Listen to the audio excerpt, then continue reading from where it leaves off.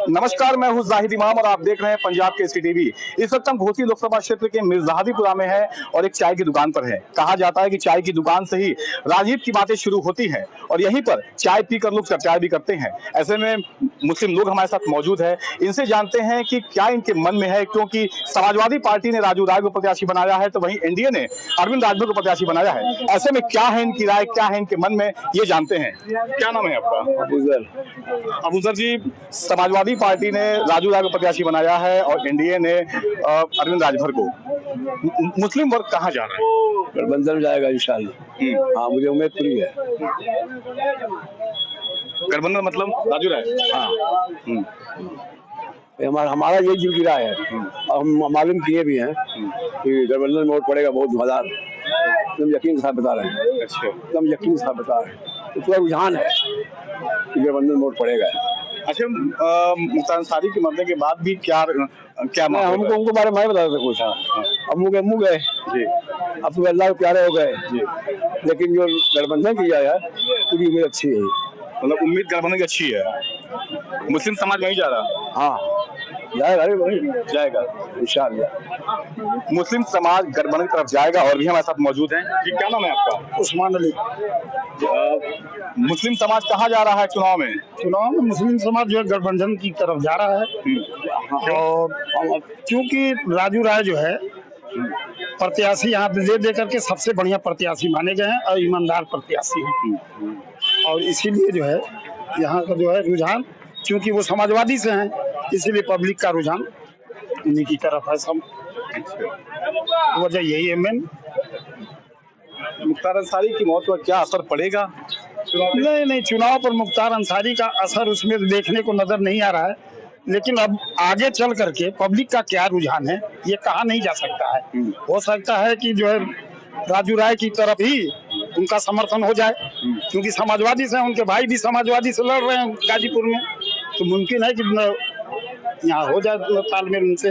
ओम प्रकाश राजभर पिछले दिनों समाजवादी पार्टी के साथ थे, लेकिन अब बीजेपी के साथ है और उनके ही बेटे को प्रत्याशी बनाया गया है अरविंद राजभर को। इसको कैसे देखते हैं?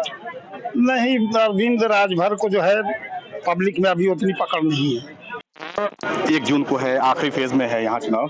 मुस्लिम वर्ग कहाँ जा रहा है? देखिए, अभी तो मुस्लिम वर्ग या हिंदू वर्ग की बात ही नहीं होती। पोलराइज की बात क्यों क्वेश्चन करते हैं मुस्लिम वर्ग का? बात तो होनी चाहिए कि इंडिया के लोग कहाँ जा रहे हैं। 2 नजरियाती लड़ाई होने वाली है, लेकिन जब तक सारे जो कैंडिडेट हैं वो सामने नहीं आ जाते तब तक ये नहीं कर सकते कि ये लड़ाई कहाँ जाएगी। लेकिन इतना जरूर है कि इंडिया में 2 नजरिए की लड़ाई है, एक इंडिया अलायंस और दूसरे एनडीए अलायंस। आप कहाँ जा रहे हैं? हम कहाँ जा रहे हैं ये मायने नहीं रखता, इंडिया के लोग कहाँ जा रहे हैं ये मायने रखते हैं। इंडिया कहाँ जा रहा है? अब आपको आने वाले 1 तारीख के बाद 4 जून को पता चलेगा कि इंडिया कहाँ गया। ये भी कहा जाता है कि चाय की दुकान से चुनावी चर्चा शुरू होती है। बिल्कुल, ये सच्ची बात है, क्योंकि यहाँ पे A to Z पॉलिटिक्स होती है। यहाँ पे बूथ लेवल से लेके और ऐवाने बाला तक की पॉलिटिक्स होती है और यहाँ के लोग जो कहते हैं वो बड़ी सही बात कहते हैं। आम लोगों का वर्जन यहीं से निकलता है, इसलिए होटलों की इलेक्शन के टाइम में अपनी अलग अहमियत होती है। मतलब यहाँ पे जो बातें तय हो जाती है वही सीधे बूथ पे जाती है। बूथ पे भी जाती है और पार्लियामेंट के अंदर भी जाती है।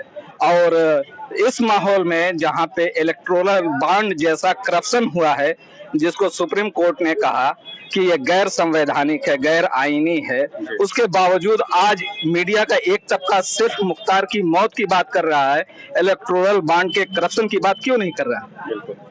आप बताएं, ऐसा क्यों है कि क्यों एक ही खबर को आप प्रमोट कर रहे हैं, दूसरी खबर इतनी बड़ी खबर है जो पूरे हिंदुस्तान का नहीं दुनिया का सबसे बड़ा करप्शन हुआ है, इस तरफ आप क्यों नहीं कोई न्यूज करते? आखिर क्या वजह है? क्यों मोदी जी ने आपको भी कहीं कोई पैकेज वैकेज दे दिया है क्या? क्या है?